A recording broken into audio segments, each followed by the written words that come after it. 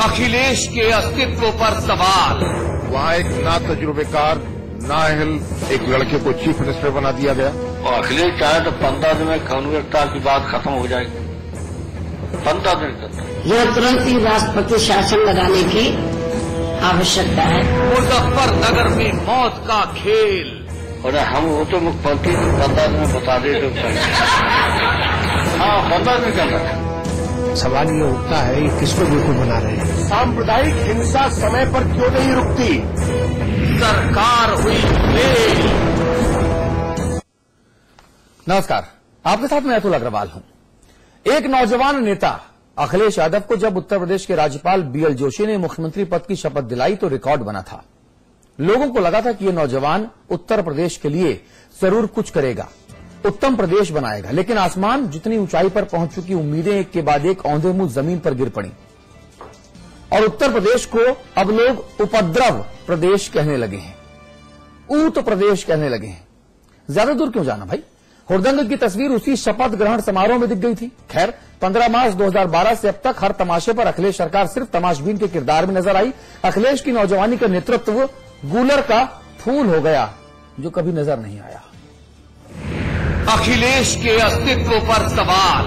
वहाँ एक ना तजुर्बेकार नाअहल एक लड़के को चीफ मिनिस्टर बना दिया गया। और अखिलेश चाहे तो 15 दिन में कानूनीता की बात खत्म हो जाएगी।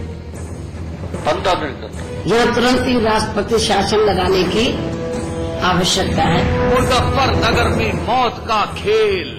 और हम वो तो मुख्यमंत्री 15 दिन में बता दे तो हाँ 15 दिन का सवाल ये उठता है कि किसको बेवकूफ बना रहे हैं। सांप्रदायिक हिंसा समय पर क्यों नहीं रुकती? सरकार हुई फेल। मुजफ्फरनगर दंगों ने अखिलेश सरकार को कटघरे में खड़ा कर दिया है। यूपी के राज्यपाल बीएल जोशी ने केंद्र को भेजी अपनी रिपोर्ट में कहा कि सरकार ने दंगा रोकने के लिए वक्त पर कदम नहीं उठाए, जिससे इतने लोगों की जान चली गई। उधर विपक्षी दलों ने अखिलेश सरकार को बर्खास्त कर यूपी में राष्ट्रपति शासन लगाने की मांग की है, लेकिन समाजवादी पार्टी ने आरोप लगाया कि दंगा सांप्रदायिक ताकतों का नतीजा है। 22 करोड़ लोगों के भरोसे को मुखिया अखिलेश यादव ने भ्रम साबित कर दिया। नगर में छेड़खानी की एक घटना में लड़की लड़के का मजहब अलग था, उसके बाद पैदा हुई चिंगारी ने 30 से ज्यादा लोगों की चिता में आग लगा दी। 18 महीने की सरकार में करीब 104 संघर्ष हुए, यानी हर महीने 5 से 6 संघर्ष। अब मुजफ्फरनगर 10,000 संगीनों के साए में है। सांप्रदायिक दंगा फैलाने का काम आजम खां करते हैं। आजम खां ने सोचा कि एक और 84 कोसी परिक्रमा चल रही है, वहां पर मुस्लिम मतों को प्राप्त करने के लिए हमने जो षड्यंत्र किया उसमें हमको सफलता मिल गई। चुनाव का वर्ष है, लेकिन अब हमारी सरकार बहुत सख्ती के साथ निपटेगी और कहीं पर भी, और हमारी अपील भी है जनता से शांति बनाए रखें और कहीं पर भी ये दंगा और ये न होने दें। लेकिन जहां पर भी ऐसे लोग जो दंगाई हैं और इस तरह की घटनाएं कर रहे हैं, अब हम बहुत सख्ती से हमारी सरकार अब वहां पर निपटेगी। जहां पनाह आपकी लुंज पुंज कानून व्यवस्था का हाल देश ने देख लिया है। एक जिले के 3 थानों की कानून व्यवस्था आपसे संभाली नहीं गई, सेना को बुलाना पड़ गया। माशाअल्लाह आपके सपने तो और बड़े बड़े हैं, खैर उन पर बोलना ही क्या। आपने एलआईयू की रिपोर्ट पर 41 मिनट में दीवार वाली दुर्गा को सस्पेंड करवा दिया। वीएचपी वालों को 4 कदम भी नहीं चलने दिया। फेसबुक पर लिखने वाले कमल भारती को गिरफ्तार करवा लिया। लेकिन 10 दिन से दुश्वारियां झेल रहे मुजफ्फरनगर पर आपके मुहाफिजों की नजर ही नहीं पड़ी। इस दफा साहिबान की खुफिया एजेंसियों ने न जाने कौन सा सियासी चश्मा लगा लिया था और लगातार वो ताकतें जो नहीं चाहती थी उत्तर प्रदेश में जिस तरीके से सरकार चल रही है और गरीब मुस्लिम नौजवानों की और खासकर गरीबों की आवाज वाली जो सरकार समाजवादी पार्टी है, उसके खिलाफ लगातार ये ताकतें काम कर रही हैं। ऐसी कौन सी शैतानी ताकतें उत्तर प्रदेश की रियाया के बीच उतर आई हैं, जिनका सामना करने में अखिलेश सहमे जा रहे हैं? उत्तर प्रदेश में घोर अव्यवस्था का माहौल व गंभीर संवैधानिक संकट है। जिस कारण सपा सरकार को बर्खास्त कर यहां तुरंत ही राष्ट्रपति शासन लगाने की आवश्यकता है। सारे सियासतदानों की जुबान पर एक ही जुमला रटा है कि फिरका परस्त ताकतें सारी फजीहत की जड़ हैं, लेकिन इन फिरका परस्तों की तबीयत कौन हरी कर रहा है? ये वो तिलस्म हो चुका है जिसका इल्म किसी को नहीं है। अखिलेश को सूबे का सरदार बनाते वक्त जनता ने ये कतई नहीं सोचा था कि जब घर के सारे सदस्यों को साथ लेकर चलने की बारी आएगी तभी मुखिया मुख्तार के कांधे झुक जाएंगे। भरत यादव, समाचार प्लस। और मुख्यमंत्री अखिलेश यादव पहली बार आज सार्वजनिक तौर पर इस मुद्दे पर बोले हैं। क्या उन्होंने कहा है, क्या उनकी बॉडी लैंग्वेज थी, क्या अंदाज था, वो आप देखिए, फिर चर्चा आगे बढ़ाऊंगा। जिसमें एक लड़की को लेकर के बहुत बड़ा विवाद और बहुत बड़ा लोगों के बीच में नफरत फैलाने की कोशिश की गई थी। एक गांव में जहां एक गरीब नौजवान एक छोटी दुकान चलाता था और गरीब कोई ऐसी बात बनी जिसमें झगड़ा हो गया। बगल के पड़ोसी गांव के लोगों ने आकर के उसकी हत्या कर दी और उस नाराजगी में उन दो की भी हत्या हो गई। और उसके बाद कुछ राजनीतिक दलों ने इस बात का बहुत तूल दिया है। देखिए, जो पंचायतें महापंचायत हुई हैं उन पे अभी कुछ कहना ठीक नहीं है, अभी कहना, लेकिन इस तरह का कोई भी समूह हो, कोई भी लोग हो जो संविधान और कानून के ऊपर हैं, उनके खिलाफ या जानकारी मिलने पर कि जिससे कि व्यवस्था खराब हो सकती है, ऐसी चीजों पर रोक लगेगी। चलिए, अखिलेश यादव जी, जिस व्यक्ति ने लड़की छेड़ी थी पहली बार, जो इस पूरे मामले में मुख्य आरोपी था, जिसका कत्ल किया गया, उसके लिए संवेदना प्रकट कर रहे हैं, उसको बेचारा और गरीब बता रहे हैं। और जो पंचायत हैं, जो कह रही थी कि साहब बहू बेटी सम्मान के लिए पंचायत हम करेंगे, उनको वो कह रही हैं कि उनके खिलाफ रोक लगाएंगे। खैर, ये सरकार है, सरकार के मुखिया हैं, ये उनका खुद का एक सोच हो सकती है। इस सोच से आम आदमी सहमत हो ना हो, इससे सरकारों को या राजनेताओं को ज्यादा फर्क पड़ता नहीं है। इस मुद्दे पर बात करेंगे। अमिताभ अग्निहोत्री जी हमारे मैनेजिंग एडिटर हमारे साथ हैं। हमारे साथ भाई सुधींद्र भदौरिया हैं, आप बहुजन समाज पार्टी के नेता हैं। हृदय नारायण दीक्षित जी हैं, आप लखनऊ से हैं, आप बीजेपी की नुमाइंदगी कर रहे हैं। हमारे साथ KZ बुखारी साहब हैं, आप इस्लामिक धर्मगुरु हैं, बहुत खैर मकदम है आपका बुखारी साहब।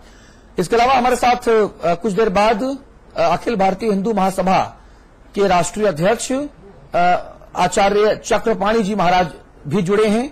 आप सभी लोगों से मैं एक एक करके इस मुद्दे पर बात करूंगा।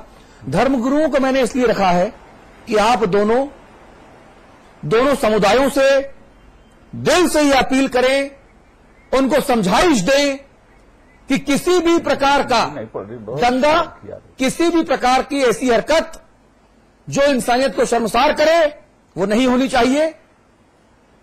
क्योंकि हिंदू मरा है ना मुसलमान मरा है। बुखारी साहब सुनिएगा, ना हिंदू मरा है ना मुसलमान मरा है, मक्कार हुक्मरान है, इंसान मरा है। यह हमारा संपादकीय पक्ष है। अमिताभ जी, आज की चर्चा को एक दायरा दें, तब हम उसको आगे बढ़ाएंगे। देखिए, बहुत नाजुक मसला लेके आया हूं आप सबके बीच में। उत्तर प्रदेश उत्तराखंड के 23 करोड़ का जो आवाम है, उसके सामने बहुत नाजुक मसला लेके आया हूं। मैं दुविधा में था कि इसको लाऊं जेरे बहस या नहीं लाऊं। इसलिए मैं सबसे निवेदन करूंगा कि राह रफ्तीली है, थोड़ा संभल कर चलिएगा, संभल कर बोलिएगा। ये मंच एक समाधान दे, उसके लिए तो है। आग को और भड़काए, इसके लिए मैं इस मंच की इजाजत नहीं दूंगा किसी को भी। और जिस क्षण मुझे ये लगेगा कि उस मर्यादा की लक्ष्मण रेखा का उल्लंघन हो रहा है, मुजफ्फरनगर की तरह यहां भी, तो मैं तत्काल उस वक्ता को इस मंच से विदा करूंगा। ठीक बात है। मेरे लिए आवाम पहले है, हम लोग बाद में। अब आज ये विषय लेकर हम क्यों आए, मैं इसके सांप्रदायिक पक्ष पे नहीं जाता, न अपने अतिथियों से भी निवेदन करूंगा कि उस पक्ष में नहीं जाए। भारत के विभाजन की तस्वीर यहां मत खींचिए।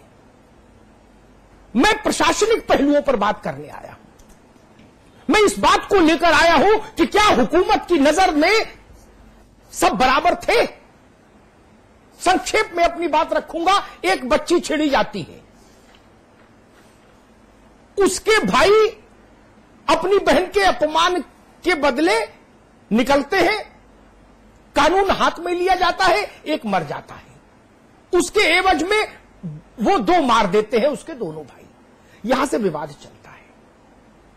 ये सामान्य प्रक्रिया है, देश में कहीं भी हो सकती है। मैं इसके लिए सरकार को दोषी नहीं मानता। छेड़खानी कहीं भी हो सकती है, रंजिशन मृत्यु भी हो सकती है, लेकिन सरकार क्यों दोषी है इसके लिए मैं तर्क बताऊंगा कि जिस दिन ये तय हुआ कि पंचायत होगी सभी बिरादरियों की, एक मजहब के, उससे एक दिन पहले एक दूसरी पंचायत हो गई। और वो पंचायत तब हो गई जब 144 लगी थी, और उस लगी हुई 144 में जिलाधिकारी और पुलिस कप्तान ने वहां जाकर उनसे ज्ञापन लिया। कानून की अवज्ञा हुई कि नहीं हुई? उत्तर प्रदेश के पुलिस का सबसे बड़ा अधिकारी दोपहर तक वहां था, लेकिन पंचायत शुरू हो इससे पहले लखनऊ आ गए। मेरी व्यक्तिगत जानकारी है, गलत हो तो मुझे लखनऊ से समाजवादी पार्टी के लोग करेक्ट करें, मेरी बात का खंडन करें। 4 दिन पहले आजम खान ने ये सवाल मुख्यमंत्री जी के सामने रखा था कि डीजीपी वापस क्यों आ गया, उसको वहां रहना चाहिए था, उस इलाके का आदमी है, जानकार आदमी है, वहां रहना चाहिए था, आप नहीं रहे। आपको ये ध्यान मुजफ्फरनगर की आलोचना में नहीं कर सकता, क्योंकि हृदय नारायण जी को याद होगा इसी मुजफ्फरनगर में 49 दिन, कितने 49 दिन एक नईमा नाम की बच्ची थी, उसकी अस्मत की लड़ाई लड़ी थी हिंदू और मुसलमानों ने मिलकर इसी मुजफ्फरनगर में। 49 दिन प्रशासन को घुटनों पे लाके खड़ा कर दिया था। मुजफ्फरनगर का आदमी अमन चैन का आदमी है। इसी मुजफ्फरनगर के गंग नहर के किनारे मैंने पूरी हुकूमत उत्तर प्रदेश को नतमस्तक देखा टिकैत के सामने। महेंद्र सिंह टिकैत के आंदोलनों में जिनको जाने का अवसर मिला उन्होंने देखा होगा कि वहां नारा 2 लगते थे, हर हर महादेव और उसके समानांतर अल्लाह अकबर। दीक्षित जी लगता था कि नहीं? ये पहली बार ऐसी स्थिति पैदा हो गई वहां, और सरकार कहती रही मामूली झड़प है। तो सवाल ये उठता है कि अगर मामूली झड़प को रोकने के लिए 10,000 सेना लगा दी आपने, 10,000 जवान उतार दिए सेना के, यह असत्य संभाषण नहीं होना चाहिए। आज उत्तर प्रदेश की सरकार ने कुछ राजनेताओं के खिलाफ मुकदमे दर्ज करा दिए, अधिकार है सरकार का, उसके पास सूचना होगी, करा दिए।